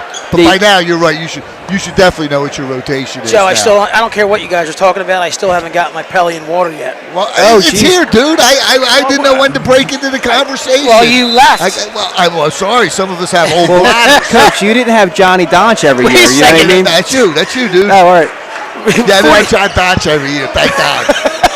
Who's done well for himself now. We'll wait for a stop. He's a lawyer, and we're sitting up here drinking Pellegrino and Gatorade. So who's better off now? He's a patent lawyer right now. We still have a ball game here. Oh, you do that? Yes. Oh, okay.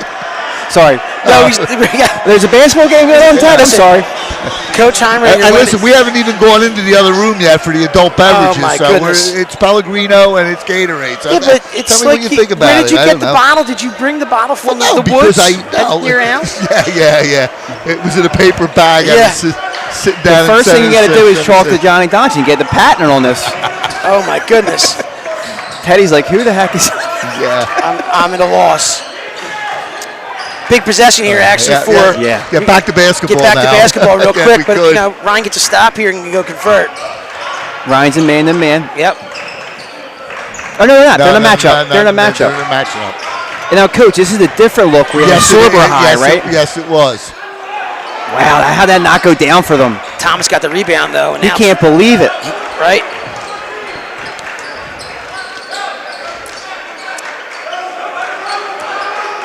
Tastes like an Otter Pop. Well, again, you can mix delicious. it like. It's just, I just can't drink water. I need some carbonation, and I can't drink 7 bottles of Gatorade a day, or I'll have salt, diabetes. sugar. So you mix it up a little bit. There you go. Choose the Gatorade you like. I happen to like whatever that is. Here comes Williams. Oh, good dish! Thomas Sorber! Darren Williams, the architect on that one. I'll get the crowd going. Yeah. Oh, yeah. 49-42. Joey Z changing the defense Yeah, again. yep. It's got to be frustrating to be out there. And you just keep getting different looks. Good idea. Thomas with hands. That was a little bit of a lazy pass, but Thomas made them pay. 6:18 left in this game. 49-42. Ryan will be heading to the quarterfinals. Looks like against St. Joe Prep at Prep. But a real nice way to go in there would be with the big win today. I have a question. Has Joe ever beaten Roman Catholic? Joe? Yeah. Sinai? No. It's Coach Joe Zaglinski. Oh, I don't know. It's a great question. Oh, wow. There we go. That was Hey, a big boss. that was a big time shot. Now, Coach, this potion you gave us, is it half and half? It's probably 60-40 Gatorade. All right. I thought I was getting a Pellegrino bottle. 49-45. I might need a cognitive test after I drink this. Look at spin. Wow. Look at that. Hello, Georgetown. Yeah. He's a Send that beast. tape down. 51-45. I'd like to see him get more opportunities like that on the block there. Good basketball out on this end. This is a great game, guys. You're cranking it back up again, guys. Yeah, 51. Now, you knew Sorber was going to score that basket. You just knew in the catch. Yes. Footwork was great. Position was great. Oh, Everett for three. Ryan Everett. Wow, Holden Caulfield for three. That's his third three. Having a day. I'll tell you, Murray does a great job of getting into the teeth of the defense and then spotting the open guy for a kick. I think Everett's got at least 2 baskets off that plays like that for Murray today. Now, all you young kids, watch Everett on defense. Oh, he may have gotten away with one there. Thomas Sorber Let's cleans go. it up. Ryan with numbers. Everett. Let's see the decision. That's a good decision. Little hesitation. Oh, baby. Darren Williams. A little fake. Bye-bye. Might need the timeout now. I don't know. Yeah. It's a 10-point lead for the Raiders. Looks like they'll get one more possession, Coach. Approaching the midway point. Goss. Great Jackson ball fake. shows, fires. What timeout, Coach?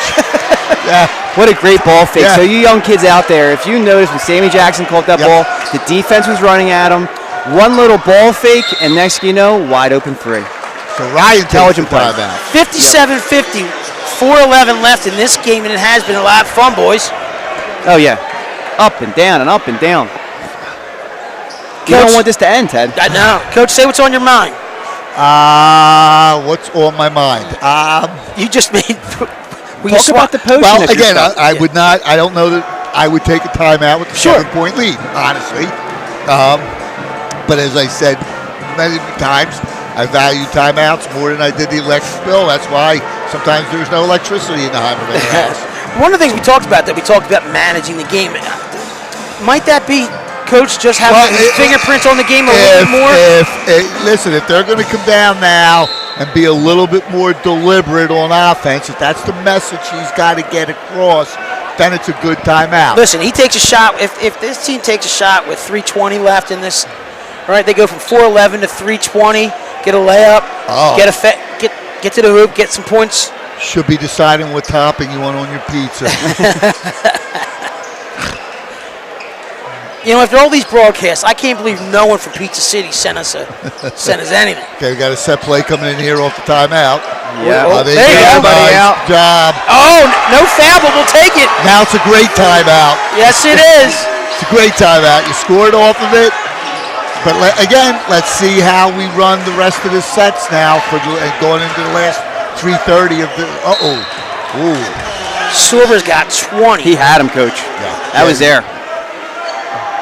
It's one of those things that Coach Bahal would get. You got to put pressure on the passer. Absolutely. Right? I don't think that's even taught anymore. Is that taught anymore? There's a lot of things I don't think are taught anymore, dude.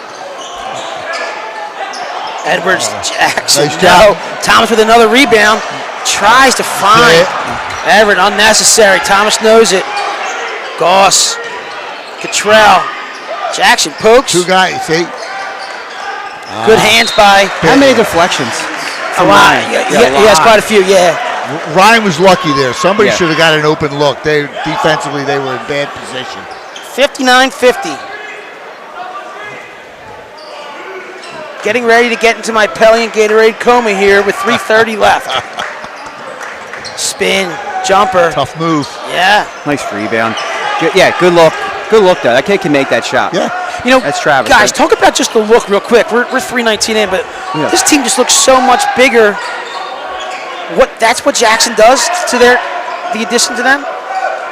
Yeah, he's. Go ahead, Coach. No, go ahead. You got him.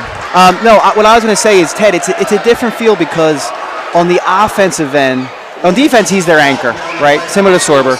But on the offensive end, he's like a quarterback.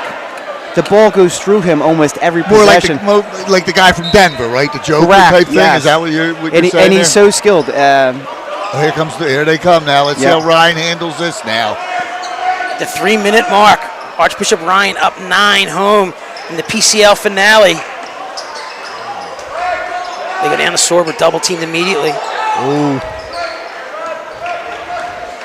Oh, and there you go. Zygmun's supposed to zag. That's that pressure from Roman. Things just happen, right? Now, when you talk about combinations, just little coach speak here. Yeah. Maybe now you have Johnson on the floor instead of Everett. Yeah. You know what I'm saying? Because you want to let the air out of the ball. You're not looking to shoot the ball. Shoot the ball from 3-point. That's why you get paid the big bucks. Well, let's see who. We don't know who he's coming in for yet. Hey, make him in for Russell. Yeah. 2:28. Roman taking their time. That's Cottrell. He Roman's goes with his gonna have to lefty take a move. run. No good. Thomas Sorber just erases that rebound off the glass. Yeah, slow down if you're Ryan, right, Coach? There's no running up in the floor anymore. Okay. Managing the game. Yeah, We've get got the guards, 2:05 get the left. Good. Russell, left. And he gives it away. Bad decision. It's another turnover. Yep. Everett takes the good foul there. All right. Gentlemen, we are at 1:58 left in this ball game. And there goes it. Russell. Yeah, taking Russell out. Yeah. So you go Johnson, Everett, Murray, Williams, and Sorber here in the last 2 minutes. Roman's got to make a move, Coach. Yeah, sure do. There's Sammy Sorber Jackson, wanted that's that. heavy. Nice. And Johnson, nicely done. He comes up the floor with numbers. Murray, he carried. Yeah. It looked like he was going to take it. He got caught between, am I going to take it myself or am I going to lob? 3 turnovers in a row under 2 minutes. Not good. You're up 9. You're up 9.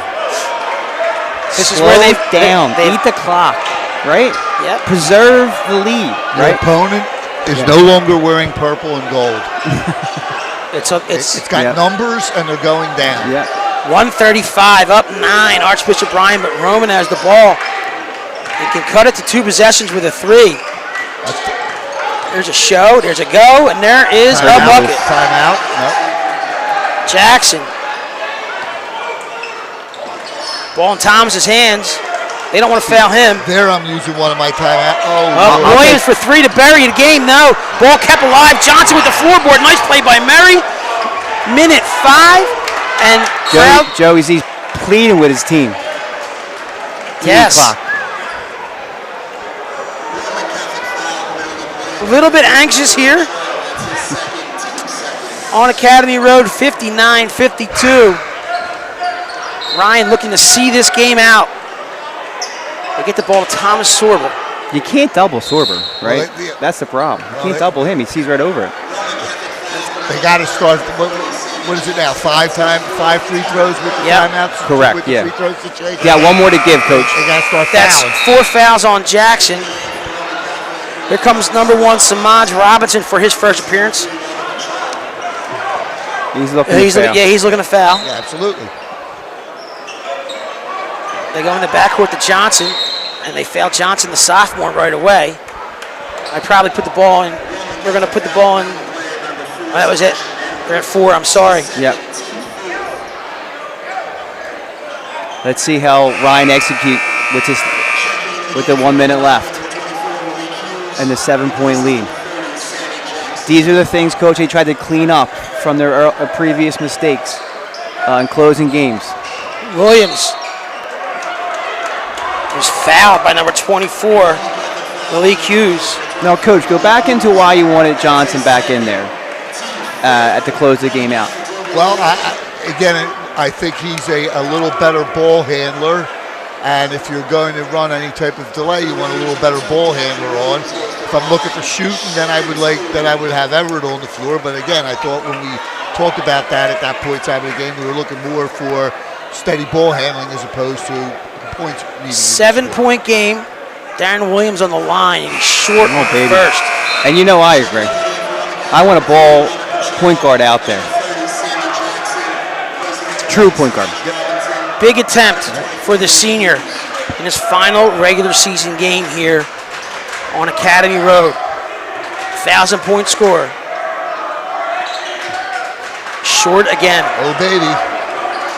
Don't go anywhere. Goss, he fires.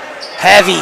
Rebound. Murray and Everett going for the ball. Murray's going to get the foul, go to the line. This can be a long minute.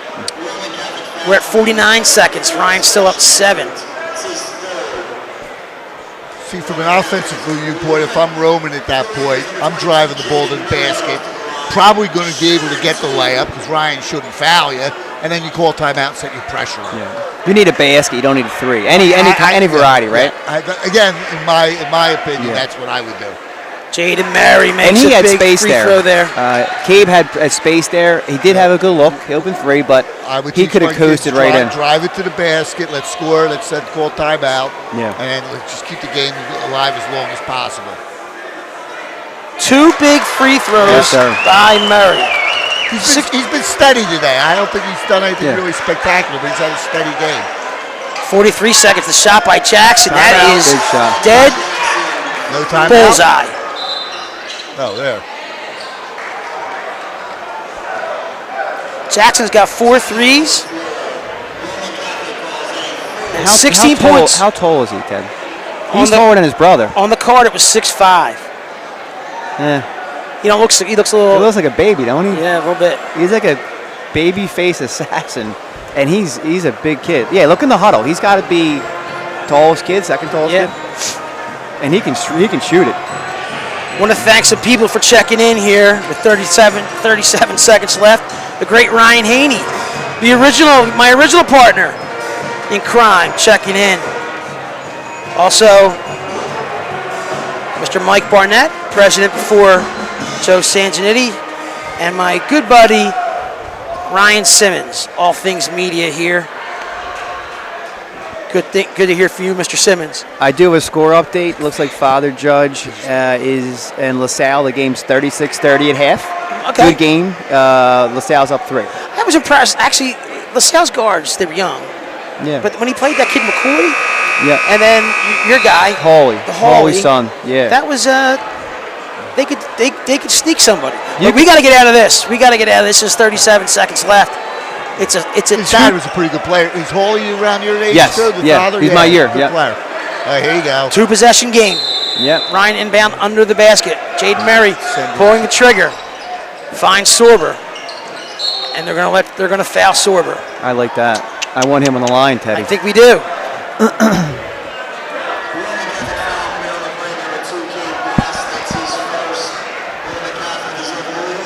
Foul shots and layups, Coach. I got Thomas at 20 still. Good opportunity for Thomas to kind of make this a 3-possession game, which is. It's been a quiet 20 though, right? Yeah, really. Right. One monster is one monster on the line. 2 other ones off some nice entry passes, and that's short.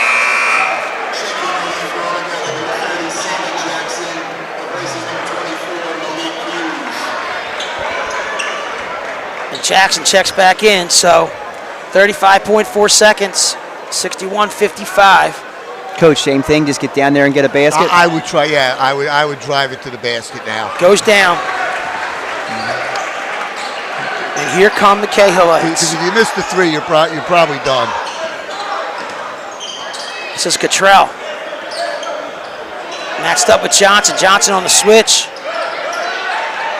Drive it. Goss They let him go. Clock running, 22 seconds, 62:57. No timeout.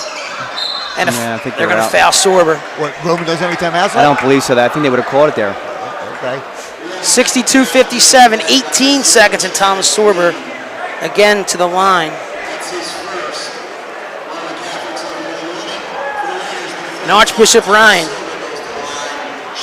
very close to winning their 10th game for the second consecutive year. A great milestone for this program. And the opportunity to go down to the prep. Thomas makes the first.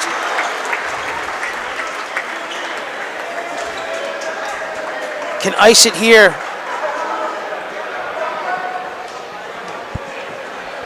Stay tuned after the game. I'm assuming he'll send somebody up the Golden Steps. Coach, you may have to give up your headset. That's quite all right. But Thomas makes both. 64-57. Goss misses. Ryan Everett. Roman backs off. That looked good. It's 10 seconds. And a great way to end this regular season campaign with their 10th win in the PCL. Nice job by Archbishop Ryan, 64. My pleasure. Roman, 57. Thank you so much for tuning in. Stick with us. Well, let's see. We're gonna real quick, guys. We're gonna see if they send somebody out for us. Yeah. But if we want to put a little bow tie or a little bow on this little present here, Joe, why don't you go first?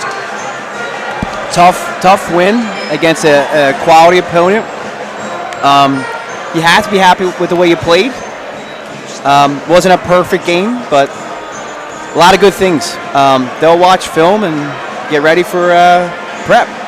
And that's a long time normally, so people can get healthy, right? Yep. And yeah, Romans. I would say their most important player didn't play today. He gets healthy. They're tough. Romans is tough.